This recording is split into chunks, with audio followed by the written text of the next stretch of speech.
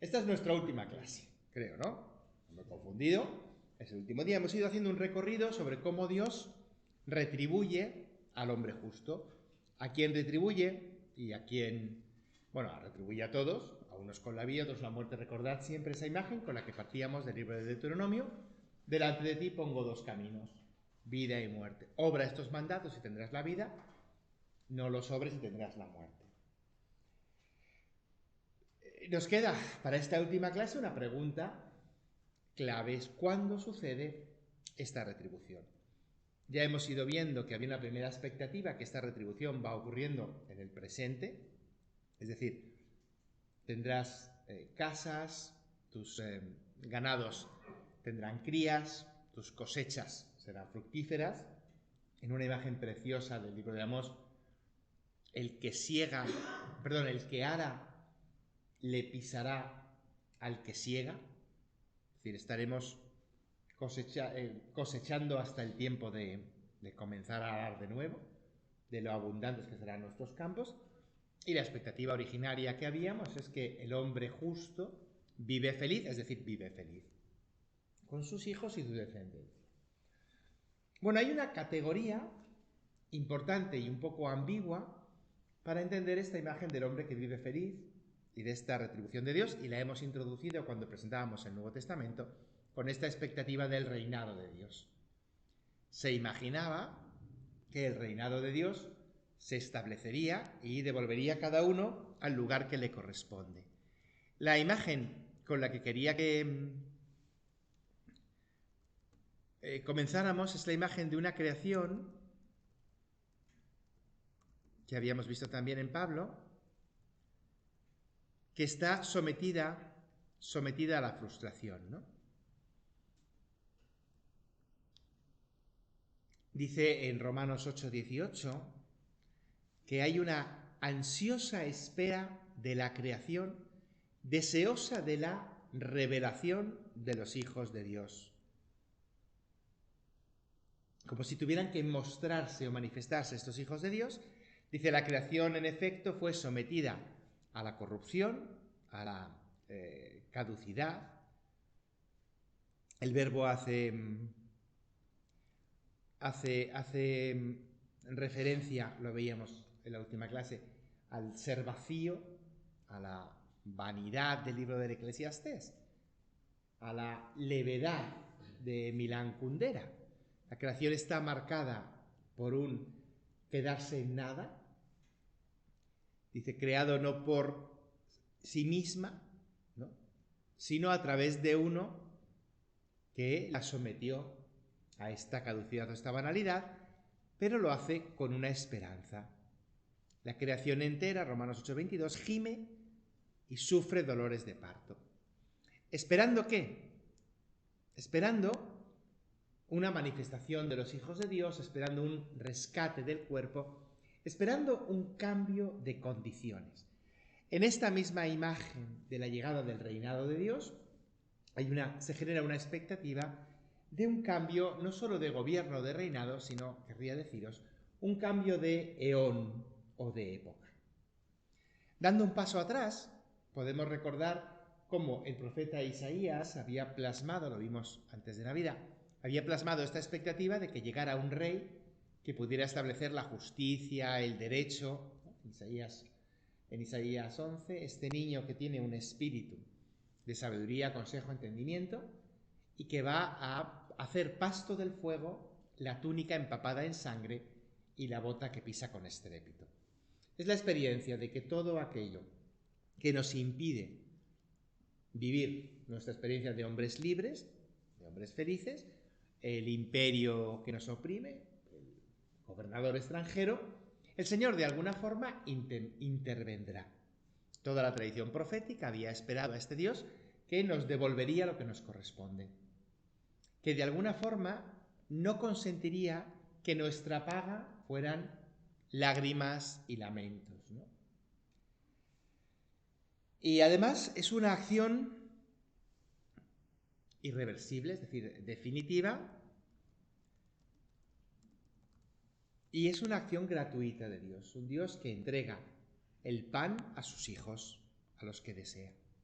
Bueno, pues con esta expectativa del cambio de eón, hoy querría que nos planteáramos una doble perspectiva de este cambio de eón o cambio de época, la perspectiva que nos va a presentar la tradición escrita bíblica y que de alguna forma sobre ella hemos construido nosotros una expectativa no solo de un cambio de época o de eón, sino una expectativa de una constitución de una época o de un eón definitivo. Utilizo la expresión eón o edad porque de alguna forma no solo es una expectativa de un cambio de régimen en el gobierno, un cambio de época, sino que este cambio de época supone un cambio completo de todos los paradigmas y de las estructuras. No es solo pasar del gobierno del imperio persa al gobierno del imperio griego, sino es pasar de una época gobernada por unos principios cósmicos a otra época gobernada por otros principios cósmicos. No sé si estamos muy familiarizados con la mitología griega, pero en la mitología griega hay una época de los titanes, gobernada por Saturno, y recordáis que él tiene una profecía que dice que uno de sus hijos le depondrá, y por eso Saturno devoraba a todos los hijos cuando nacían. Uno de sus hijos, Zeus, es escondido por la diosa Gea, y Zeus, cuando se hace adulto, mata a su padre e inicia un nuevo eón, una nueva edad. No solo son las potencias políticas, un cambio de régimen, un cambio de república a imperio, sino son potencias cósmicas y por tanto es un cambio aparentemente inmutable, definitivo. Utilizo esta imagen porque los textos que vamos a considerar hoy en muchas ocasiones asumen que los lectores comprenden este tipo de lenguaje. Cuando estos textos nos hablen de caída de estrellas o desaparición del sol o de la luna, se están refiriendo a que se va a constituir una nueva realidad, un nuevo orden, donde los principios rectores previos ya no existían. Quizá lo más parecido en nuestra historia contemporánea sería el paso de la sociedad feudal, ¿no?, a las sociedades urbanas, ¿no?, democráticas, en el sentido que los antiguos paradigmas, imaginaos por ejemplo el peso de condes, duques y marqueses, desaparecen en el ordenamiento social. Quizá la Revolución Francesa nos podría hablar de un cambio de época, pero en el lenguaje bíblico van a considerar un cambio mucho más estable. Bueno, este cambio, esta retribución definitiva, esta acción definitiva es un desarrollo de la expectativa profética de un cambio de régimen o de gobierno. Y pensad, por ejemplo, en cómo termina el libro del profeta Nahum. El profeta Nahum vive la experiencia de la amenaza de la ciudad de Jerusalén por el imperio asirio, y Nahum ha vivido la experiencia de la destrucción del reino del norte por este imperio asirio, y de alguna forma su libro comienza clamando de Dios la venganza, clamando a Dios que intervenga. ¿Quién aguantará frente al enojo del Señor? Bueno, el Señor es bueno para quien lo espera. Nahum termina declarando: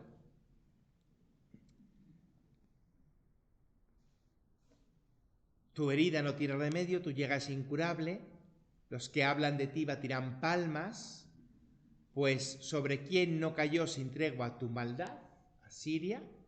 En respuesta, el fuego te consumirá, la espada te exterminará, el pulgón te devorará. Multiplicaré como el pulgón la langosta, los mercaderes más que las estrellas del cielo, tus guardias como langostas. Hay la expectativa de que el Señor intervenga y estos reinos o imperios opresores sean aniquilados y volvamos a tener nuestro reino de independencia.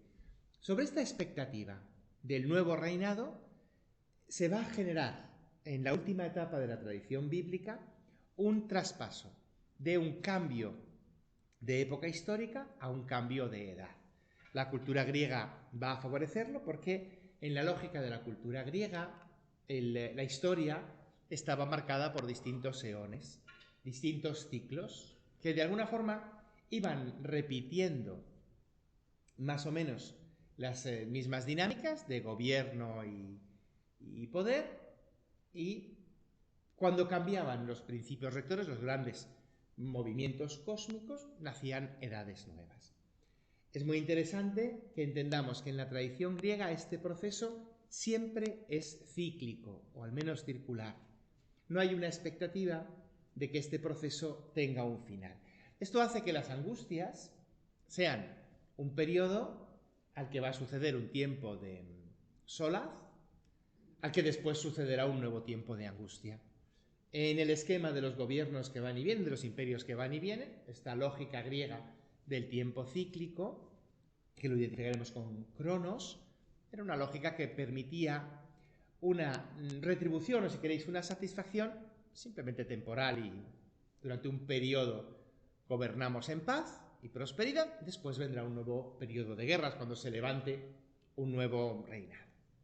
Esta mentalidad griega de los cambios de época va a fusionarse con otro concepto hebreo del que no hemos hablado específicamente y que quería introducir en esta última clase, que es el concepto de promesa. Veréis, la tradición hebrea no puede esperar unas retribuciones simplemente temporáneas, es decir, cuyo efecto tenga un final. En la tradición hebrea, cada elemento está en el lugar que le corresponde, es lo que hablaríamos de justicia. Puede estar fuera del lugar que le corresponde por un acto de desorden, pero en algún momento el Señor intervendrá para devolver a cada uno al lugar que le corresponde. Cuando ellos planteaban estos posibles cambios de gobierno o cambios de época, los imaginaban siempre como una acción de Dios que cumple lo que ha prometido. Si el Señor nos entregó la tierra de Canaán y la hemos perdido porque nos han conquistado los caldeos, de alguna forma el Señor intervendrá para devolvernos esta tierra de Canaán. Las profecías de Nahum, de Habacuc, de Isaías hablaban en esta lógica de la retribución. El Señor nos devolverá lo que nos corresponde si nos mantenemos íntegros y fieles. Bien, en esta etapa final del texto bíblico, en esta mezcla con la cultura griega, daremos un salto de estos gobiernos temporales al gobierno cósmico. Imaginad una época regida, por ejemplo, por la ley de la ambición, ¿no? Por el espíritu del dominio, y es una época en la que el pueblo sufre una opresión, sufre una carencia porque es incapaz de superar la opresión, por ejemplo, del imperio griego. Bueno, hay la expectativa de que el Señor establezca una nueva época. En esta nueva época que va a iniciarse, el Señor nos devolverá, nos entregará lo que nos corresponde. Recolocará en orden cada cosa. Si os acordáis, el profeta Isaías hablaba de este Señor que hará venir todos los pueblos de regreso a Jerusalén, los que estaban exiliados, bueno, están desordenados, volverán a ser colocados en el sitio que les corresponde. El Señor hará venir hacia Jerusalén todos los pueblos, o si queremos, judíos de todos los pueblos. Pues bien, este modelo del cambio de época en la tradición bíblica os lo quería presentar desde dos características. En primer lugar, es una característica de ser una acción de renovación definitiva. Va a ser una intervención que va a cambiar las estructuras cósmicas, va a devolverles un orden de forma estable y definitiva. Y en segundo lugar, este proceso nace como fruto de un conflicto. Así que de alguna forma podríamos comprender al final de nuestro recorrido que en la tradición bíblica este proceso en el que Dios entregue a los hombres lo que le corresponde nace a través de un conflicto. Pensad que no tiene por qué ser evidente esta imagen del conflicto. Dios podría entregar a los hombres solo como recompensa o solo como pago. Y ese proceso del pago de Dios, en principio no tendría por qué asumirse como un acto violento o de oposición. Cuando nosotros imaginamos la parábola de los labradores a los que el Señor entrega su salario al final de la jornada, podríamos imaginar esa parábola y no identificar una situación de violencia en ella, porque el Señor a cada uno, según va viniendo, le paga el salario que le corresponde. Sin embargo, os acordáis que en esa parábola, cuando el Señor paga a cada uno el salario que necesita, hay una violencia, hay una queja entre los que han trabajado toda la jornada y los que han trabajado solo una hora, porque los primeros se sienten defraudados, esperaban más. Bueno, esta imagen de la dificultad de aceptación del orden que Dios establece, o quizás os diría la tensión de aceptación de la retribución de Dios, va a ser la que establezca un parámetro para identificar este cambio de época como un conflicto. Vuelvo a la parábola de los labradores en la viña para postular una hipótesis que me diréis es inverosímil. Se podría haber esperado que el Señor hubiera ido pagando a cada uno de los empleados por orden de trabajo. Primero a los de la primera hora y luego a los últimos. De forma que los de la primera hora no hubieran sabido que a los últimos se les había pagado lo mismo.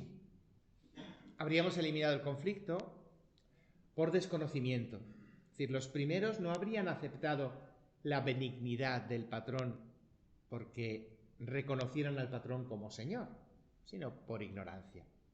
Lo que nos sucede en la parábola es que se paga primero a los últimos. Y dice, cuando llegan los primeros, esperaban recibir más, pero el Señor les dio lo acordado. Y en lugar de aceptar la autoridad del Señor, se rebelan. Bien, supongo que si en lugar de ser señor y labradores hubieran sido señor y soldados, quizá esa rebelión les hubiera permitido ocupar el espacio del Señor. En el fondo, el nacimiento de este conflicto está en no aceptar el orden que el Señor establece, que de alguna forma es una problemática que ha nacido desde la primera página del Génesis. Bueno, ¿y cómo se resuelve? Bueno, pues se resolverá con un orden definitivo, pero al mismo tiempo este orden definitivo va a suponer un conflicto. ¿Por qué? Pues porque los trabajadores de la primera hora nunca van a aceptar que el patrón establezca un orden en el que su cansancio, esfuerzo y trabajo no sea valorado. A no ser que tuvieran un corazón como el de María Goretti o la Madre Teresa, ¿no? O los padres agustinos. Pero en la expectativa del cosmos, el cosmos está marcado por este ansia de posesión. Y en la tradición bíblica este ansia de posesión es una realidad inmersa en la creación, de la que el hombre puede ser sanado. Acordaos del capítulo 8 del Génesis, cuando el corazón del hombre tiende hacia el mal desde la adolescencia. El hombre puede ser sanado a través de la educación de la Torá, a través de la práctica de los mandamientos, o en la tradición paulina, el hombre puede ser sanado a través de la experiencia del Espíritu.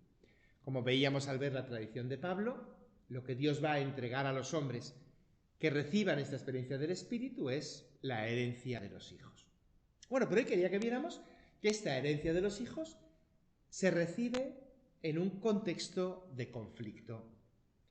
Y la razón de este conflicto está en la dificultad de aceptar esta autonomía de Dios para ejercer su autoridad, al modo como considere oportuno.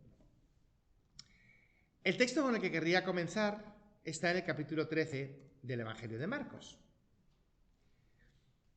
Marcos sitúa su Evangelio, es un texto del que hablaremos como el Apocalipsis de Marcos. Hago un paréntesis para recordar que nuestra palabra Apocalipsis es una interpretación de la palabra griega Apocalipsis, que es revelación, que es la que daba el título al libro de la revelación de Juan, y por tanto nosotros la hemos identificado con acción de cambio de época y además acción generada en un contexto de fuerte tensión. Por eso en ocasiones la imaginamos como acción de final del mundo, cuando quiero resaltar que en la tradición bíblica este final del mundo o este final de época va a ser siempre un comienzo de una época ordenada.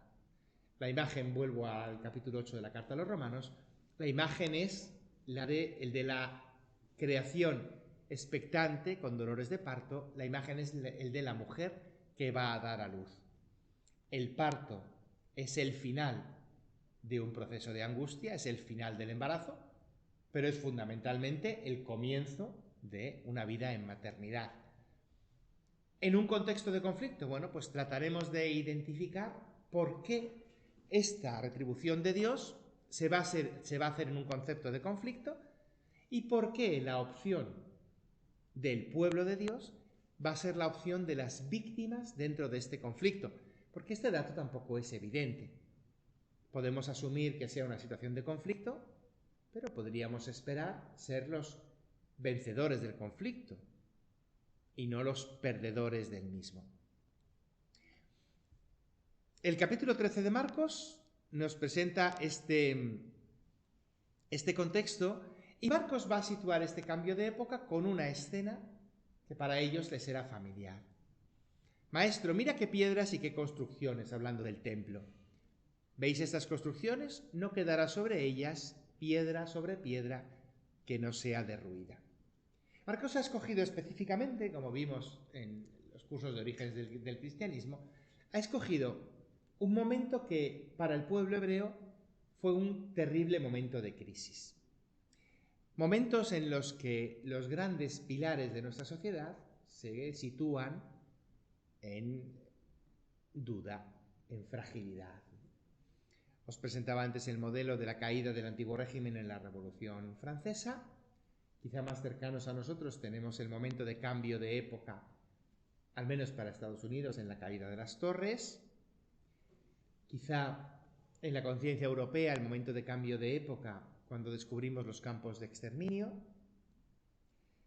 Y en la historia clásica, el momento de cambio de época en Roma, cuando los bárbaros, los vándalos, asaltan la ciudad de Roma. Y se pone en duda un principio incuestionable.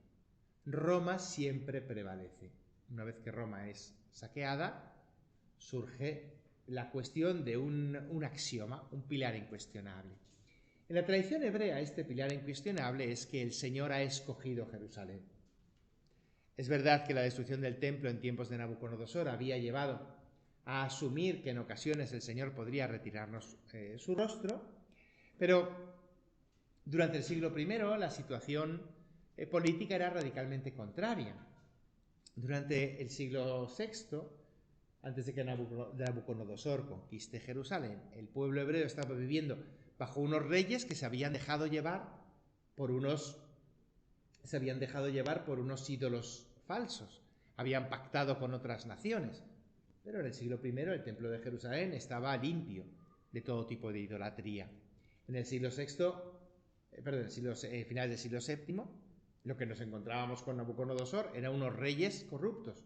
En el siglo I no hay reyes. De hecho, a Jerusalén del año 70 viene un rey justo, digamos, legal, ¿no?, que es el nieto de Herodes. Por eso la destrucción del templo no se explica claramente, especialmente porque la destrucción del templo en el año 70 es consecuencia de un levantamiento siguiendo a un supuesto Mesías. Hay una conciencia en el pueblo de Israel de que están haciendo la obra de Dios y fracasan estrepitosamente hasta el punto de ver derruido el templo. Y en ese contexto surge la pregunta sobre la posición del creyente. Marcos va a utilizar esta escena porque recuerda a sus lectores la necesidad de un cambio de paradigma cultural. Va a suponer para los grupos de Jesús dejar de centrarse en Jerusalén y fortalecer la presencia de los grupos de Jesús que tienen como identidad no el reino de Palestina, sino las otras regiones. ¿Y cómo compone Marcos en este contexto de la destrucción del templo, es decir, en este concepto de la pérdida de los elementos de seguridad? Bueno, pues Jesús va indicando: muchos vendrán usurpando mi nombre, diciendo soy yo y engañando. Cuando oigáis hablar de guerras y rumores de guerras, no os alarméis, porque es necesario que esto suceda, pero aún no es el fin. Habrá naciones contra naciones, vosotros mismos os entregarán a los tribunales, y cuando os lleven para entregaros, no os preocupéis de lo que vais a hablar. Os entregará a la muerte hermano a hermano, padre a hijo. Seréis odiados por todos por causa de mi nombre. Cuando veáis la abominación y la desolación erigida donde no debe estar, hay de las que estén encinta, orar porque no suceda. 3 elementos que identifican esta época de cambio. La situación de guerras, persecuciones y que los padres entreguen a los hijos, es decir, traición dentro de la comunidad. La situación de que muchos vendrán en mi nombre fingiendo que soy yo, falsas doctrinas, falsos maestros. Y finalmente la situación de la abominación situada en el centro del santuario. En general identificaremos este acto como la intención de colocar, o los estandartes en tiempos de Pilato, quizá más tardío, la intención de situar una estatua de nuevo, de Zeus o de Calígula más bien, dentro del templo de Jerusalén. Todo intento de usurpar el espacio sagrado que rememoraba el gran movimiento macabeo de revuelta ante el interés de Antíoco Epífanes de colocar una estatua de Zeus dentro del santuario. Marcos tiene esta memoria, que tiene también el pueblo, de un levantamiento de identidad judía y por tanto de un recuperar la tierra que les correspondía como reacción a una profanación ante el santuario. ¿Por qué esta imagen de la abominación en el santuario? Tendríamos que volver al libro del profeta Isaías y a los tiempos del rey Ezequías. El rey Ezequías, que se enfrenta al imperio asirio, en el capítulo 39 de Isaías, copiando un texto del segundo libro de los Reyes, nos presenta al copero mayor, al mayordomo del rey de Asiria, el general Sennacherib, presentando una carta al rey Ezequías, de alguna forma indicándole que su Dios no va a poder protegerles. Y la reacción de Ezequías es ir al templo de Jerusalén y leerle la carta al Señor, diciéndole, mira lo que piensan de ti. Este reclamar del Señor una reacción para proteger lo que le es propio. Un Dios que puede consentir que por un tiempo abusen de su viña, pero no puede tolerar que usurpen su espacio en el santuario. Este movimiento de Ezequías había llevado a Dios a reaccionar y proteger la ciudad, según la teología del segundo libro de los Reyes y del profeta Isaías.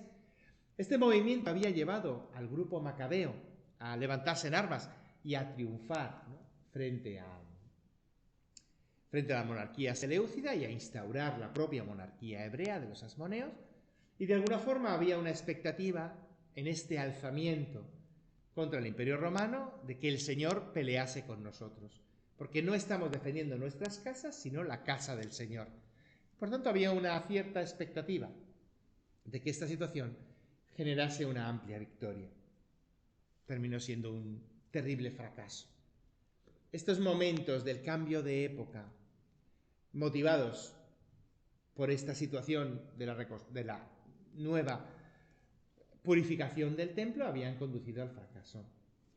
Y probablemente en la tradición evangélica se recuerda que este cambio de época no se va a producir en esa acción, sino que la guerra contra los romanos no había supuesto este cambio de época.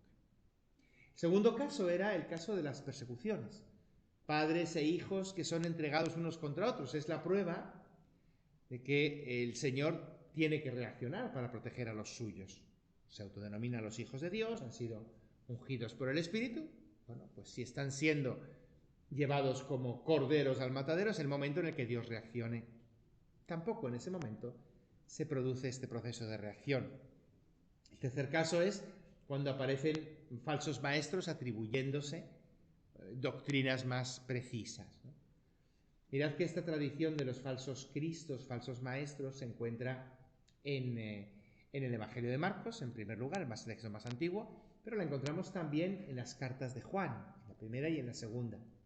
Esta conciencia de que hay unos antimesías, ¿no? Los llamamos anticristos porque utilizamos el griego, pero son unos contramesías, unos que desvirtúan la acción del Mesías. Diríamos que son unos que reman en dirección contraria. En la tradición de Pablo, la presencia de estos anticristos tiene una razón precisa de ser. Y de hecho, la necesidad de que aparezcan es que se ponga a prueba muchos corazones. Es la indicación de que es el último momento o la última hora, al menos en los lenguajes de las cartas de Juan. ¿Por qué? Bueno, porque las cartas de Juan están exhortando a que los seguidores se mantengan fieles a la tradición que se había recibido, la enseñanza recibida. Y en ese sentido, necesita animarles a gastar, si queréis, los últimos cartuchos. Ninguno podemos estar viviendo una opresión de forma continuada, pero si nos indican que el proceso de opresión está conduciéndonos a un cambio de época, bueno, pues podríamos aguantar un poco más, ¿no? Ya no queda tanto. Vuelvo a la imagen del parto, porque uno no podría estar sufriendo esas contracciones durante meses, pero siempre se dice queda poco, son las últimas. Y en ese sentido os invitaría a que leyéramos los discursos de las cartas de Juan. Hijos míos, tienen que venir los anticristos, ya están en el mundo. Hijos míos, este es el anticristo, el que niega al Padre y al Hijo. Hijos míos, han venido al mundo muchos seductores negando que Jesucristo venga en la carne. Este seductor y este anticristo. De alguna forma, la imagen de esta tensión en un momento último nos permite decidir a qué grupo queremos pertenecer. La expectativa de estos anticristos o estos antimesías había nacido en la expectativa hebrea desde la noción de que antes de que Dios estableciera este cambio de época, iba a provocar una acción que terminara de preparar a las personas para aceptar este cambio. La metáfora hebrea del cambio de época era un juicio. Por tanto, desde que llegara este juicio, el Señor lo que iba a proponer es que todos pasaran por un periodo de preparación para el juicio. El lenguaje hebreo del profeta Malaquías es un periodo de purificación. ¿Cómo ocurre esta purificación? Bueno, pues en Malaquías, con una lejía de lavandero que nos va a blanquear, ¿no? O bien con un nuevo profeta que vuelva corazones de hijos a padres, es decir, que reconcilie. Una intervención que permitiera a los hombres estar listos para introducirse en el reinado de Dios, si queréis volver a ser justos. Bien, pues esta intervención en la tradición del Nuevo Testamento va a tener lugar a través de un conflicto que va a dejar en claro lo que sienten muchos corazones. Tiene que haber muchos que se opongan a esta armonía entre nosotros, dice la carta de Juan, ¿no? Muchos que salieron de entre nosotros, pero no eran de los nuestros, porque se tiene que poner de manifiesto que no todos son de los nuestros.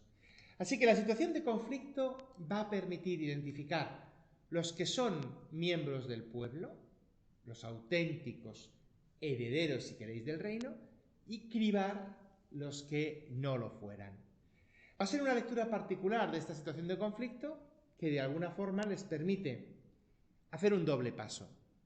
Primero, saltar del cambio histórico al cambio de época, al cambio de eón, y por tanto, de alguna forma, identificar esta acción de Dios como una acción definitiva. Y en segundo lugar, les permite reinterpretar la frustración que supone un periodo de conflicto. Un periodo en el que perdemos continuamente. Expulsión de las sinagogas, pérdida de la tierra de Israel. Bueno, veíamos el otro día la postura del pacífico, del siervo sufriente. Es una postura en la cual va a perder siempre en el contexto de las relaciones sociales. Bueno, pues como os digo, la tradición del Nuevo Testamento va a permitir este doble salto. Va a permitir soportar las situaciones de conflicto, porque es un conflicto breve, que está al caer, y que por tanto con un pequeño periodo mayor de aguante alcanzaremos este cambio de época.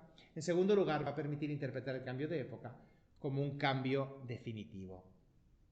Esto integra el conflicto integra al mismo tiempo este traspase de un cambio histórico a un cambio de eón o de, como os digo, un cambio de eón o un cambio de época.